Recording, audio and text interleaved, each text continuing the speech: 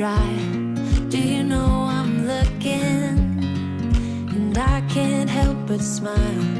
Do you know how much I love you? You put my favorite song on, I put my feet up, and we just sing along. And I can't help but feeling, just loving this moment. Can we stay here forever?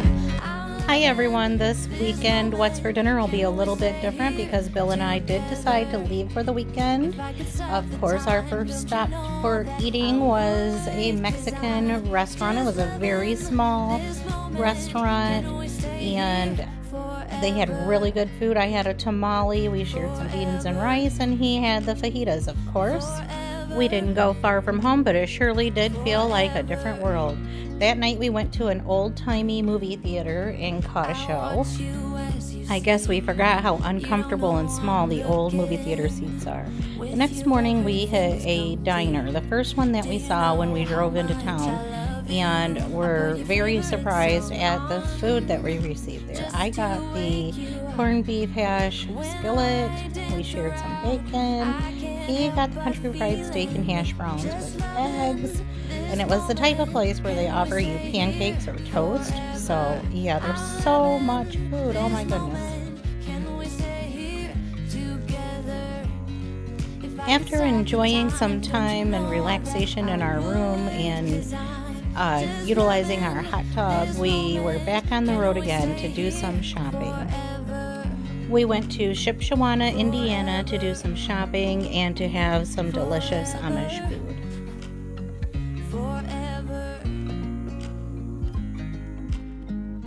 I'm loving this moment. Can we stay here forever? I'm loving this moment. Can we stay here forever? I'm loving this moment. Can we stay here forever? I'm just loving this moment. Can we stay here forever? I'm loving this moment. Can we stay here together? If I could stop the time, don't you know that I would? 'Cause I'm just loving this moment. Can we stay here forever? Forever. Forever.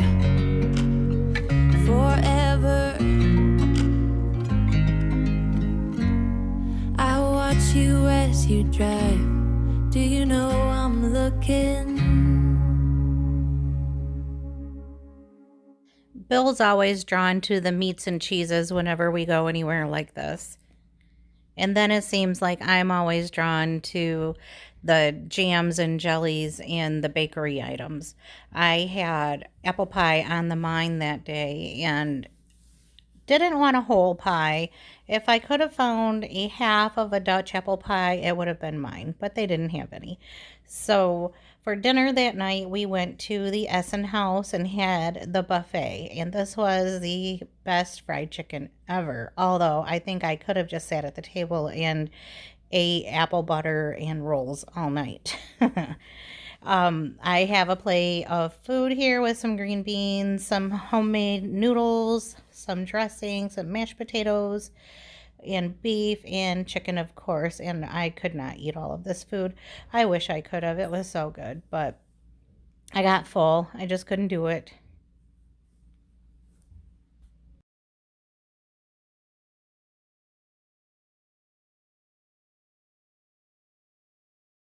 At the end of our meal, we did share some apple crisp that was also on the buffet, so I did get my apple fix.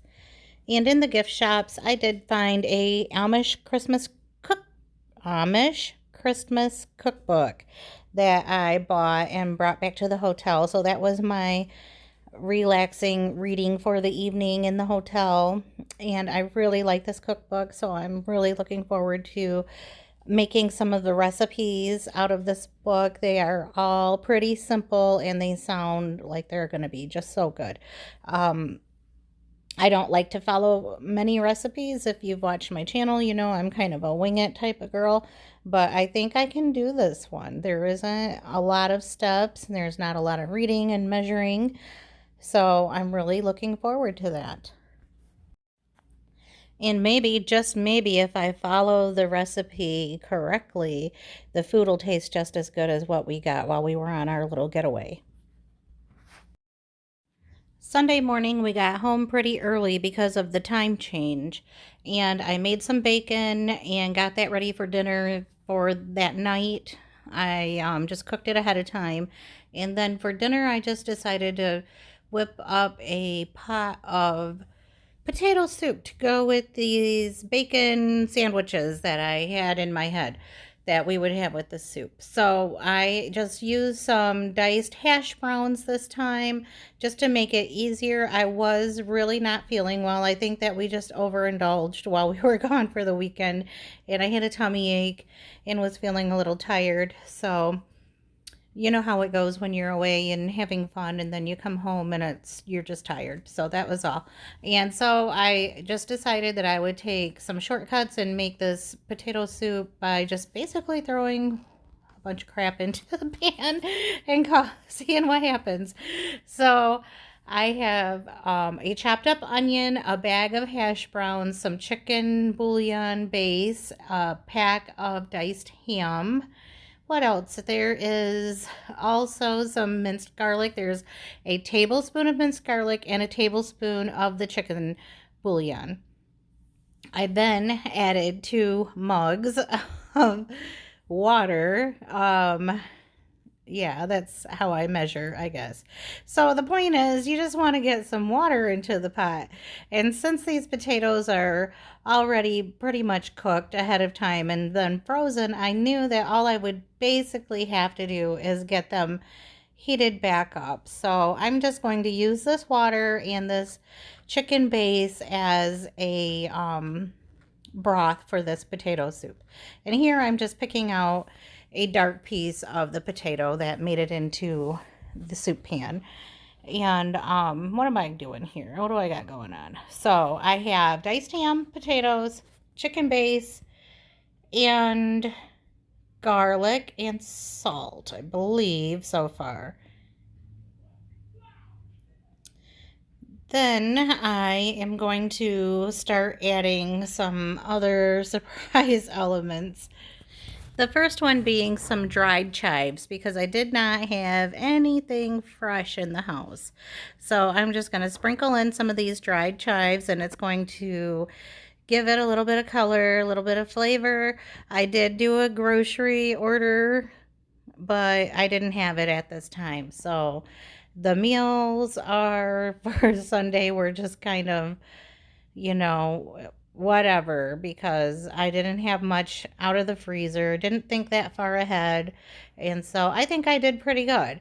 I sliced up some butter. I'm gonna do just a half a stick, although I really did think about throwing the whole stick of butter in there. I just didn't.